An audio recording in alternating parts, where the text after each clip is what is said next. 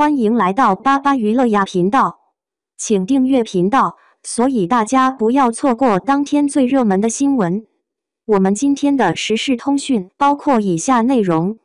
杨紫新剧《沉香如屑》开播，搭档程毅，哭戏天花板同框太好哭。4月17日晚18点，不声不响由杨紫、程毅领衔主演的古装仙侠剧《沉香如屑》就在优酷视频独家播出，首更5集，阵容强大。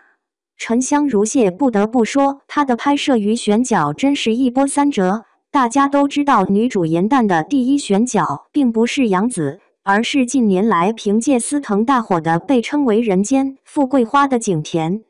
可能是出于私人原因，景甜拒绝出演沉香如屑，导演没有办法才请来杨紫救场。不得不说，导演的这个决定是非常明智的。杨紫不仅人长得漂亮，演技在90后小花中那也是数一数二的，这点相信看过她的作品的小伙伴都是有目共睹的。特别是哭戏，那真是一绝，眼泪是说掉就掉。而男主应渊帝君则是由程毅出演，程毅同样是一位演技与颜值双双在线的演员，他的哭戏同样具有感染力，完全不用担心接不住杨紫的戏。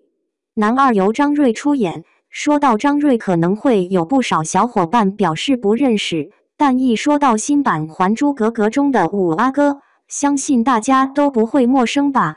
张睿不仅长相帅气，而且演技也是不错的，相信他在剧里的表现同样不会让大家失望的。女二芷溪则是由孟子义出演，不得不说孟子义现在也是越来越火了，不少爆款剧中都有她的身影。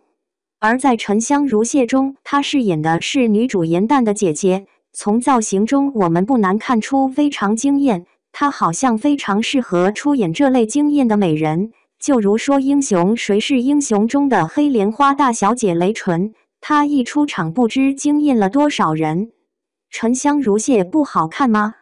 杨紫哭戏有感染力，程毅用3滴泪证明自己。沉香如屑是杨紫在香蜜沉沉烬如霜之后最受期待的古装仙侠剧，但让观众没想到的是，这部剧竟直接空降。随着剧情更新，沉香如屑遭到吐槽，这部剧真的不好看吗？杨紫哭戏有感染力，程毅用3滴泪证明自己。沉香如屑的主演是杨紫和程毅，开播第一天，这部剧的相关话题就登上热搜，成为星汉灿烂之后又一部爆款剧。从目前的热度值上看，我们可以感受到杨紫在电视剧方面的号召力。随着剧情更新，部分网友开始吐槽沉香如屑，认为这部剧的剧情很老套，它讲述的是颜淡和应渊之间的爱恨情仇，两人经历各种误会后，最终携手拯救苍生，成功战胜邪恶的故事。从故事的简介上看，我们就可以得知沉香如屑和一般的仙侠剧剧情并无太大差别，男女主都是有身份的，然后需要历经几世情节，最终成功打破规则。正因如此，看到应渊知道自己喜欢颜淡还不敢承认的情节，网友忍不住评价，上一个不敢承认的还是白子画。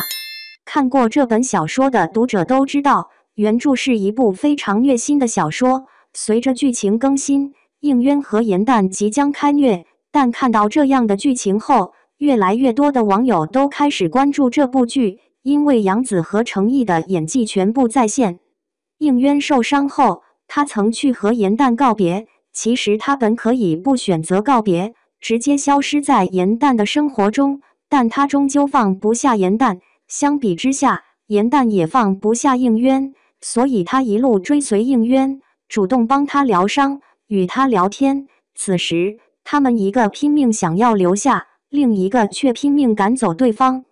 颜淡得知应渊受伤的消息，以及他看到应渊受伤后的样子，他心疼地掉下眼泪。从杨紫的哭戏中，我能够看到不同的层次感，非常有感染力，直接将观众带入，这绝对是哭戏界的天花板了。相比之下，很多观众认为程毅的演技不好，但我们要知道，现在程毅饰演的是应渊，他喜欢将一切都藏在心里，所以总会面无表情。这样的角色会限制程毅。如果我们仔细看程毅的哭戏，你绝对会被他的3滴泪吸引。接下来，我们一起看一看应渊大战受伤后，他发现自己的眼睛看不到，而颜淡却跑过来找自己。应渊只能选择隐身，但看到颜淡流下眼泪，应渊也流下一滴泪，这滴泪代表不舍和无奈。应渊将自己困在神树下，当时导演特意给程毅镜头特写，而应渊再次落泪，这滴泪代表一切都无法回去了。应渊在梦里梦见与自己并肩作战的战友，他本想了却自己，最后却被颜淡唤醒，睁眼后一滴泪水落下来，这滴泪让观众感到心痛。沉香如屑刚开播，确实容易引起争议，有人认为不好看，也有人认为好看，但随着剧情更新，大部分网友都忍不住说真香。不得不说，这部剧确实值得追。程毅最受欢迎的角色是个渣爹，杨紫这哭戏没人能比。景甜不作配，只会滴眼药水假哭就别来尬演，这才是戳人肺管子的哭戏，隔着屏幕都能感受到杨紫的委屈，难怪张小龙会这样评价杨紫。不要把她直接跟杨紫比，有几个能跟杨紫那么直接就比的呢？在拍摄《沉香如屑》时，杨紫为了拍摄了吴桥戏份，可是哭惨了，她光是酝酿情感，就独自坐在角落哭了很久。正式开拍，她哭的更是撕心裂肺，把一旁的导演都看很共情。可杨紫对自己要求太高，就是觉得哪里没做到位，再加上跳崖哭还要吊威亚，要是跟其他剧太过雷同，那观众肯定没新鲜感。所以光是为了把这一幕拍好，杨紫就足足哭了有1天，到最后眼睛都肿了，实在是让人看着心疼。而跟他搭戏的程毅演技也是一绝，这俩人配在一起，真是要把观众虐得死去活来。可同样是搭档程毅，袁冰妍的滴眼药水哭戏看起来就十分出戏，还得是杨紫出马，她光是站在那，破碎感就已经十足了。你觉得杨紫演得如何呢？没有这样的眼神戏，就别尬吹能一人分饰多角。应渊沉稳又贵气，唐周意气风发，少年感十足，渣爹霸气带感。程毅用着同一张脸，却演出了不同人物的感觉，重点是每个他都驾驭得很好。但令程毅怎么也想不到，渣爹一出场，自己前几十集都白演了。后来身边人跟我说，就挺喜欢我演的这个爸爸渣爹的，不说是吗？那我说我前面都演了个寂寞吗？渣爹这又酷又拽的样子，直接让观众忘了前面的应渊跟唐周。其实当初导演在选角时，本只想让程毅一人分饰2角，能把应渊的沉稳跟唐周的少年感演出来，就足以吸引观众了。可去哪儿给他找个爹，真就成了难题。毕竟怎么说都是父子俩，年纪大点的演起来都不带感，反而有点小油腻。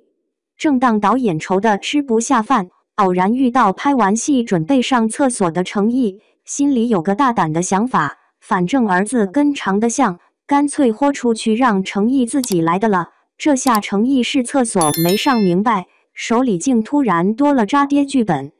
好在他演技够牛，轻松驾驭就算了，还俘获不少小迷妹。你最喜欢他演的那个角色呢？幸亏是杨紫来演颜淡，要是换成景甜、沉香如屑，恐怕很难出圈。当初导演在选角时，本一心想找个演技好的明艳美人，最好看起来还灵动可爱的。好不容易相中景甜，甚至连定妆照都拍了。可导演为了能捧男主程毅，中途改动了不少剧本，让景甜很不满。这不明摆着让自己来做配的？所以景甜很干脆就撂担子不干了。女主突然辞演，导演一时间手足无措，情急之下就想到了杨紫这个背锅侠。本来就是搞笑女，机灵可爱这方面她肯定是有的，重点是她长得好看，演技也好，来救场简直再合适不过了。本来杨紫也是想剧演的，可这剧本实在吸引人，一个没忍住就被导演忽悠进组了。也幸亏是杨紫演了严旦，毕竟她这股子呆傻可爱。杨紫简直是把古灵精怪的少女演得活灵活现。